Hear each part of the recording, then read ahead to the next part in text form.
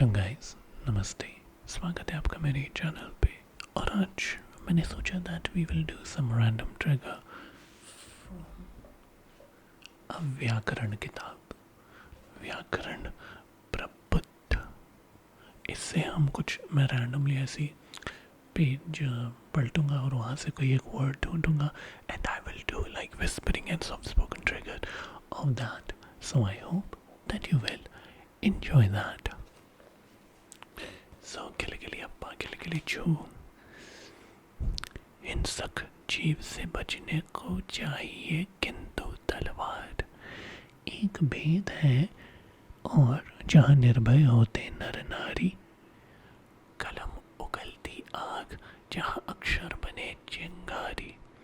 जहाँ मनुष्यों के भीतर हरदम जलते हैं शोले, बातों में बिजली होती होते दिमाग में गोले। जहाँ लोग पालते लहू में हलाहल की धार, क्या चिंता यदि वहाँ हाथ में हुई नहीं तलवार, नहीं तलवार। इस पेज में एक और चीज है, कुछ भी बन बस कायर मत बन। ठोकर मार पटक मत माथा, तेरी राह रोक दे पवन। कुछ भी बन बस कायर मत बन। ले देकर जीना क्यों जीना, कब तक गम के आंसू पीना। मानवता ने तुझको सींचा, वहाँ युगों तक खून पसीना। कुछ ना करेगा क्या करेगा रे मनुष्य, बस कातर क्रंदन अपहरण कर सर्वस्व मनुष्य को। करना दुष्ट को आत्म समर्पण। कुछ भी बन बस कायर मत बन। That was pretty cool. गिली अप्पा गिली छू। मैं मजदूर, मुझे देवों की बस्ती में क्या। अगणित पार धरा पर मैंने स्वर्ग बनाए। अंबर पर जितने तारे उतने वर्षों से मेरे पुरखों ने धरती का रूप संवारा। धरती को सुंदरतम करने की ममता में बिता चुका है कई पीढ़ी वंश हमारा। और अभी आगे आने वाली सदियों में मेरे वंशज धरती का उद्धार करेंगे। इस प्यासी धरती के हित में ही लाया था हिमगिरी चीर सुखद गंगा का निर्मल धारा।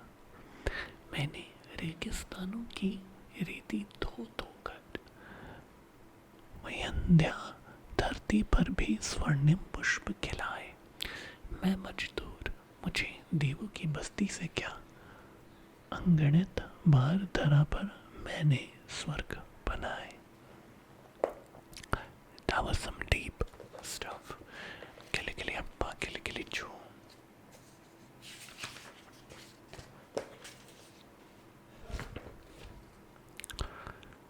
मन से हारे दुखी व्यक्ति के लिए दूसरा पक्ष अच्छे वक्ता के रूप में नहीं, अच्छे श्रोता के रूप में अधिक लाभकर होता है। बोलने वाले के हाव भाव और उसका सलीका, उसकी प्रकृति और सांस्कृतिक सामाजिक पृष्ठभूमि को पल भर में बता देते हैं। संवाद से संबंध बेहतर भी होते हैं और अशिष्ट संबंध बिगाड़ने का कारण भी बनता है। बात करने में से बड़े बड़े मसले, अंतर्राष्ट्रीय समस्याएं तक हल हो जाती है। पर संवाद की सबसे बड़ी शर्त है एक दूसरे की बातें पूरे मनोयोग से, संपूर्ण धैर्य से सुनी जाए। श्रोता उन्हें कान से सुने और मन से अनुभव करे, तभी उनका लाभ है, तभी समस्याएं सुलझाने की संभावना बढ़ती है। और कम से कम यह समझ में आता है कि अगले के मन की परतों के भीतर है क्या। सच तो ये है कि सुनना एक कौशल है जिसमें हम प्राय अकुशल होते हैं। दूसरे की बात काटने के लिए, उसे समाधान सुझाने के लिए हम उतावले होते हैं और यह उतावलापन संवाद की आत्मा तक हमें पहुंचने नहीं देता। हम तो बस अपना झंडा गाड़ना चाहते हैं। तब दूसरे पक्ष को झुंझलाहट होती है। वह सोचता है व्यर्थ ही इसके सामने मुंह खोला। रहीम ने ठीक ही कहा था, सुनी अठी लहे लोग सब, बाटी ना लहे कोई। ध्यान और धैर्य से सुनना पवित्र आध्यात्मिक कार्य है और संवाद की सफलता का मूल मंत्र है।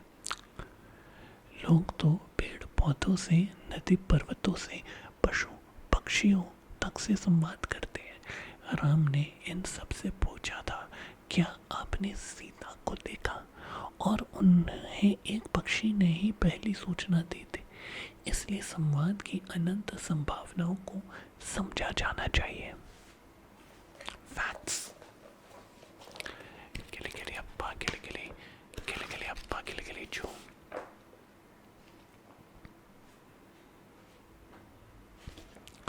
ये भी बातों से रिलेटेड है। बड़ी कठिन समस्या है। छोटी बातों को सुनकर चुप होकर रहना भी भले आदमी की चाल है, परंतु इस स्वार्थ लिप्सा के जगत में जिन लोगों ने करोड़ों के जीवन मरण का भार कंधे पर लिया है, वे उपेक्षा भी नहीं कर सकते। जरा सी सफलता हुई कि सारे संसार में आपके विरुद्ध जहरीला वातावरण तैयार हो जाएगा। आधुनिक युग में यह एक बड़ा भारी अभिशाप है कि गलत बातें बड़ी तेजी से फैल जाती है। समाचारों के शीघ्र आदान प्रदान के साधन इस युग में बड़े प्रबल है, जबकि धैर्य और शांति में मनुष्य की भलाई के लिए सोचने के साधन अब भी बहुत दुर्लभ है। जहाँ हमें चुप होना चाहिए, वहाँ चुप रह जाना खतरनाक हो गया है। हमारा सारा साहित्य नीति और सच्चाई का साहित्य है। भारतवर्ष की आत्मा कभी दंगा फसाद और डंडे को पसंद नहीं करती, परंतु इतनी तेजी से कूटनीति और मिथ्या का चक्र चलाया गया है कि हम चुप नहीं बैठ सकते। अगर लाखों करोड़ों की हत्या से बचना है तो हमें डंडे से में पड़ना ही होगा। हम किसी को मारना नहीं चाहते, पर कोई हम पर अन्याय से टूट पड़े तो हमें ज़रूर कुछ करना पड़ेगा। हमारे अंदर हया है और अन्याय करने के पछताने को जो आदत है, उसकी कोई हमारी दुर्लभ और हमें सारी दुनिया के सामने बदनाम करे या इसमें नहीं सहा जाएगा, सहा जाना भी नहीं चाहिए।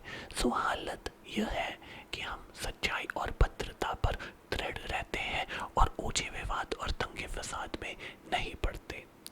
राजनीतिक कोई आज जाब तो है ही नहीं। यह स्वार्थों का संघर्ष है। करोड़ों मनुष्यों की इज्जत और जीवन मरण का भार जिन्होंने उठाया है, वे समाधि नहीं लगा सकते। उन्हें स्वार्थों के संघर्ष में पड़ना ही पड़ेगा और फिर भी हमें स्वार्थी नहीं बनना है। जय हिंद।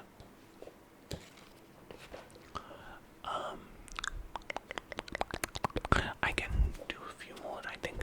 गिली गिली अप्पा गिली गिली झूम।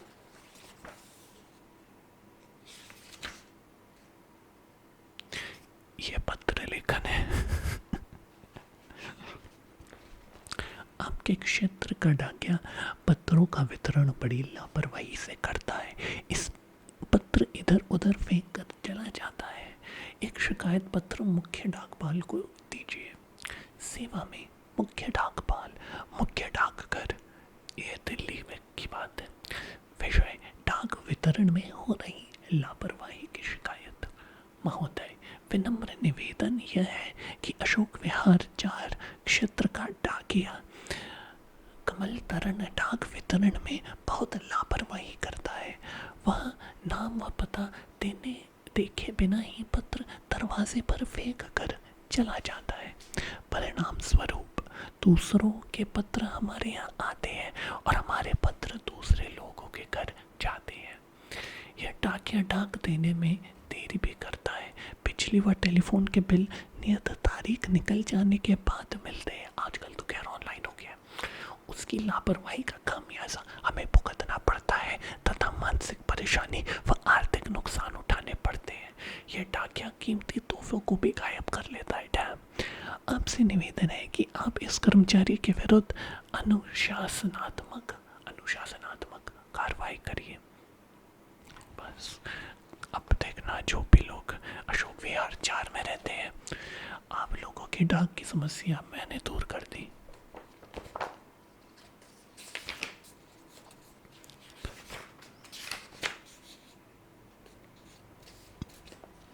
एक और मेरे पास कविता है। मधुर माधवी संज्ञा में जब रागारुण रवि, मधुर माधवी संज्ञा में जब रागारुण रवि होता अस्त, विलुर मृदुल दल वाली डालों में उलझा समीर जब व्यस्त, प्यार मेरे श्यामल अंबर से में जब कोकिल की कूक अधीर, नृत्य शिथिल पिछली पड़ती है, वहन कर रहा उसे समेत, तब क्यों तू अपनी आंखों में जल भरकर उदास होता और चाहता इतना सोना कोई भी ना पास होता।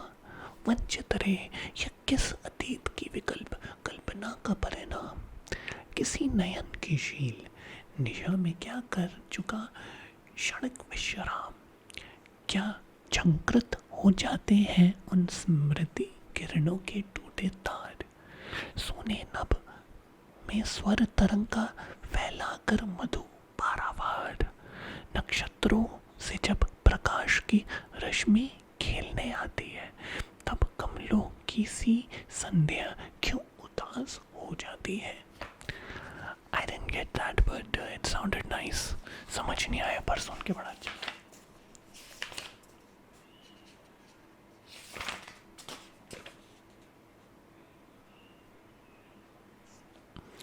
Okay, this is the final one. Okay. चिड़िया को लाख समझाओ कि पिंजड़े के बाहर धरती बहुत बड़ी है, निर्मम है, वहाँ हवा में उड़े अपने जिस्म की गंध तक नहीं मिलेगी। यूं तो बाहर समुद्र है, नदी है, झरना है, पर पानी के लिए भटकना है।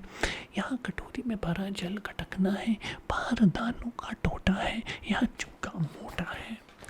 बाहर पहेलिया का डर है, यहाँ निर्तृत्व कंठस्वर है।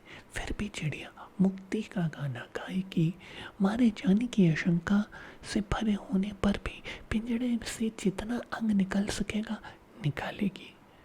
हर सू जोर लगाएगी और पिंजड़ा टूट जाने या खुल जाने पर उड़ जाएगी। I guess I can do another one.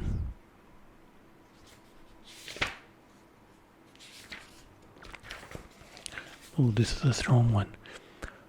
प्रचंड सूर्यताप से न तुम जलो न तुम गलो, पहाड़ में चली नदी रुकी कहीं जरा, कहीं नहीं जरा, गए जिधर उधर किया जमीन को हरा भरा, चली समान रूप से जमीन का न ख्याल कर, मगन रही निनाद में जमीन पर पहाड़ पर, उसी तरह चले चलो उसी तरह बढ़े चलो, चलाओ दिल में दाग से बुझे दिलों के दीप को, जो दूर है उन्हें भी खींच लो जरा समीप को,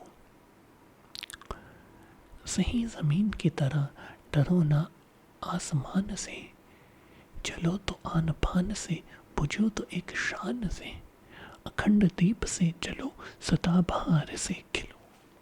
वाह वाह वाह वाह वाह। तो कुछ अच्छी रैंडम मैंने पैराग्राफ पोइट्री और आपको एक पत्र भी लिख के दे दिया है for Ashok Vihar represent. Alright, and I hope कि अब आपको आराम नींद आ रही होगी, फीलिंग रिलैक्स्ड। सो